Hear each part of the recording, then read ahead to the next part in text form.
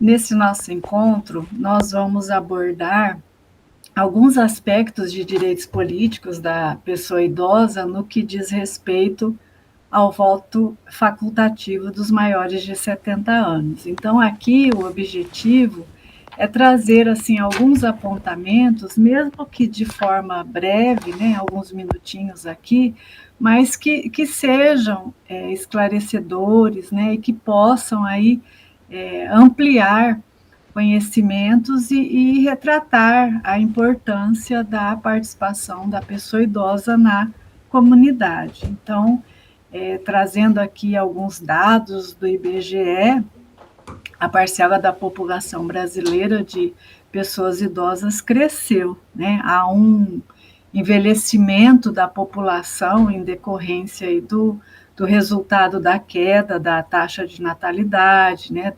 Da melhora da expectativa de vida. Então, esse contingente, ele aumentou aí a participação dos idosos, obviamente, no processo eleitoral, né? Então, de acordo com as estatísticas eleitorais aí do Tribunal Superior Eleitoral, em 2022, o Brasil ele tinha um quantitativo de 32,7 milhões de eleitores, né, nessa faixa etária, aptos aí a votar. Então, revelando um aumento de 18% em relação à eleição de 2018.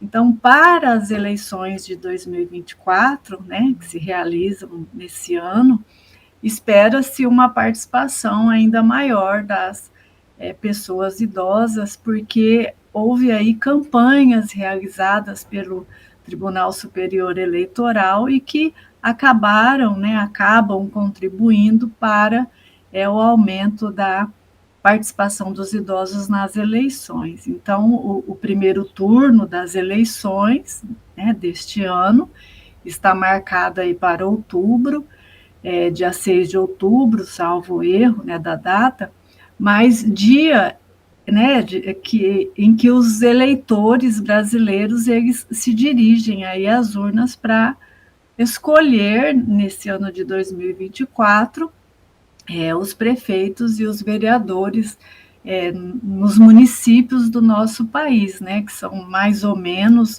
5.565 municípios no Brasil.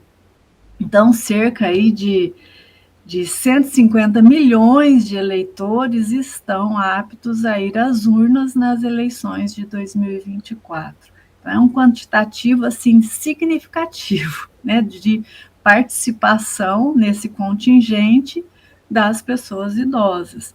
Então, no Brasil, conforme estabelece ali a Constituição Federal de 88, de 1988, o alistamento eleitoral e o voto, eles são obrigatórios para os maiores de 18 anos. Então, numa faixa de 18 a 70 anos, o voto é obrigatório, né? Porque é considerado voto facultativo para os analfabetos, os maiores de 70 anos, né, que é o foco aqui da nossa conversa, são as pessoas idosas maiores de 70 anos, e também tem voto facultativo os maiores de 16 anos e os menores de 18 anos. Então, o voto no Brasil, ele é facultativo para pessoas com mais de 70 anos, né? Então, o que significa isso, né? O voto facultativo, ele significa que aqueles eleitores, aqui no nosso caso, né, como foco da nossa conversa, que fizeram ou fazem 70 anos até a data da eleição, eles estão liberados, né, da obrigatoriedade de votar. Então, a essas pessoas com mais de 70 anos, não incide mais a obrigatoriedade do voto. Então, é para quem completou 70 anos em 2024, né, ou vai completar até a data da eleição, há o direito de escolha por votar ou não nas eleições desse ano de 2024. Então, nessa condição, o voto ele é facultativo, ele é opcional, né? Cabe a essa pessoa idosa, no caso, com mais de 70 anos, escolher se quer participar da eleição, se quer ir lá votar ou não, né? Então, por quê? Porque a partir dos 70 anos, essas pessoas não são mais obrigadas a votar, né? Mas, assim, há muitos idosos, ou seja, pessoas nessa faixa etária com mais, né, maiores de 70 anos, que ainda fazem questão de votar, né? Mesmo que tenham, por vezes, problemas de locomoção ou dificuldades aí de chegar até as zonas eleitorais, essas pessoas elas encontram uma forma e vão participar do processo eleitoral. Lembrando também que nas zonas eleitorais, né, onde ocorrem ali a eleição, há uma fila preferencial a que o idoso tem direito, né? Então, de acordo aí com essas estatísticas eleitorais aí do Tribunal Superior Eleitoral, nós vamos observar que também em 2022 houve 3 milhões e 500 mil pessoas nessa faixa etária que estavam inscritas e aptas a votar, né? Então, dessas, 1 milhão e 300 mil compareceram aos locais de votação. Então, as eleições de 2022, elas revelaram um aumento significativo, segundo essas estatísticas do Tribunal Superior Eleitoral, de 38% das pessoas com mais de 70 anos participando aí do processo eleitoral. Então, aguarda-se, né, um contingente também significativo nas eleições de 2024. Atualmente, a população de idosos no Brasil, ela passa de 15 milhões, né, segundo os dados aí do IBGE. E a participação nas eleições das pessoas que têm direito ao voto facultativo, ele pode ser decisivo para a escolha de um candidato. Então, esse contingente desse grupo de pessoas maiores de 70 anos pode decidir uma eleição, né? Porque há um número um número de pessoas, né, de eleitores representativo. Então, assim, é significativo essa participação. E a participação do cidadão, né, é relevante, obviamente, e porque com esse voto ele vai participar da gerência do Estado, né, por meio do processo eleitoral, e vai, obviamente, interferir na escolha dos chefes do executivo, prefeito, governador, presidente da República. No caso, as eleições de 2024, ela se refere ao processo eleitoral para a escolha do chefe do executivo municipal, né, o prefeito. E também a participação pelo voto a escolha ali dos parlamentares, né, deputado federal, deputado estadual, senadores, no caso em 2024, a escolha dos vereadores. Então, da mesma forma que os eleitores, né, em geral, ou seja, em geral que eu digo aqui, aqueles eleitores na qual o alistamento eleitoral e o voto são obrigatórios, né? As pessoas idosas, elas também, né, quando possuem, né, a pendência com a justiça eleitoral, e no caso, né, essas pessoas com alguma pendência com a justiça eleitoral, elas tiveram aí até maio desse ano para regularizarem aí o título de eleitor e assim poder participar do processo de escolha de prefeitos e vereadores, né, o pleito eleitoral que vai ocorrer aí em outubro desse ano. Então, são pendências como cadastramento de dados biométricos, emissão aí da primeira via do documento, ou seja, do título de eleitor, né, alteração e regularização eleitoral. Então, por quê? Porque após essa data, após maio de 2024, o cadastro eleitoral estará fechado, ou seja, não é mais permitido fazer a regularização eleitoral, porque é vedado, né, é proibido qualquer alteração nos 150 dias anteriores às eleições. Né? Então, respeitando aí esse prazo, houve essa necessidade de regularização até maio desse ano. Então, por quê? Porque para votar é necessário que o cidadão, né, que a pessoa idosa, ela tenha o seu título eleitoral regularizado. Então, não é possível você participar das eleições caso, né, a inscrição eleitoral, ou seja, o título de eleitor, ele esteja cancelado ou esteja suspenso.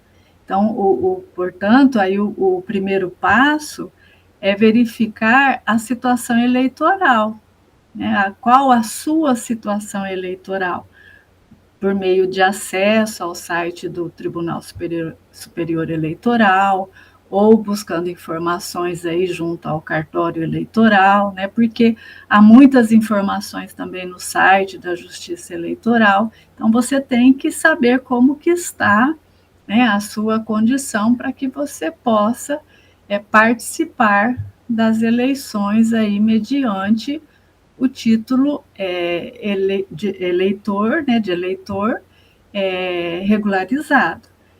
Então, desde 2008, a Justiça Eleitoral ela optou pela utilização de impressões digitais para identificar biometricamente o eleitorado.